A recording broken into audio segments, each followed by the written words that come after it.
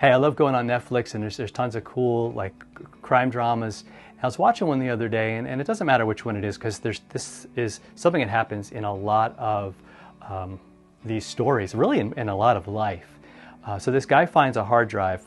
It's a little thumb drive. He finds it in like a Starbucks, and he goes home and he takes it out and he pops it in his computer, and some weird stuff comes up. I mean, stuff that he should not be involved with.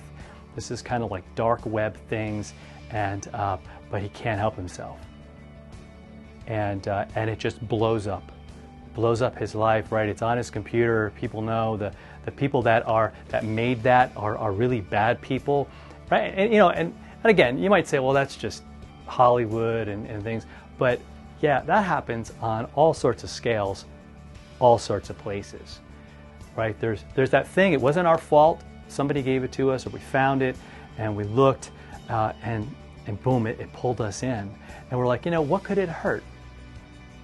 See, but once you see, like that first look, it's not on you, but that second look, that's definitely on you, and it's definitely not a place to be. It's not some place we should be poking around. I mean, how many times have you watched a movie or a television show, and the guy goes to the house and he goes in, right? The door's open and he goes in, and I'm like, man, normal people don't do that. You shouldn't go in there. Like, bad things are going to happen when you go in there, and they always do, right? Because there's some doors we shouldn't open. Curiosity might get the best of us, though, and Proverbs issues this warning, right? Some fighting words for us today.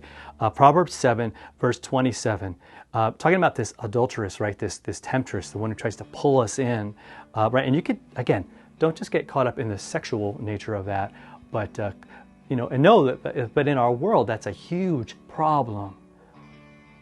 But it also stands for any temptation, right?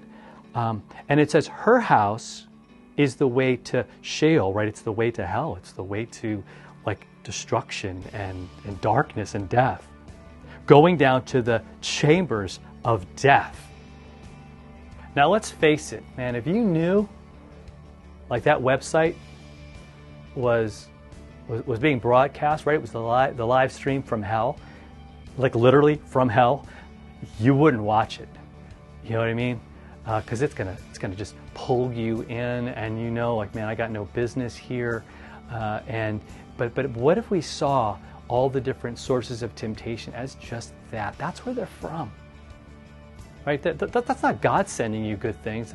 That's the devil sending us bad things, right? That's what, when we give into temptation, that's what it is. When the devil's going to be like, yeah, go for it. Go in there. Open up the door. Go on in.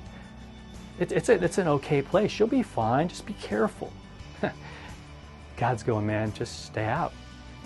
Right, like this. Know where that house is. Know that when you walk in there, it's not a welcome place for you. And so, what if we, instead of walking in there, warned others? Not in a prideful way, but in a really helpful way. Say, man, I got it. I know what that is. I don't want you falling down and getting caught up in that either. I want you to have that freedom. I want you to know that Jesus died for you. So whatever that thing is promising you, Jesus has given and continues to deliver and really pours that into your life. All those other things, they just send us into separation from God. That's their end goal. God's end goal is that we would spend eternity with Him, spend each day today with Him. So I pray that that's true for you. And I want you to pray about that today, just to see temptation for what it is, to see the evil for what it is, the darkness for what it is. And let's help each other to not fall into that and go into those places. Let's talk to you next time with another follow-through.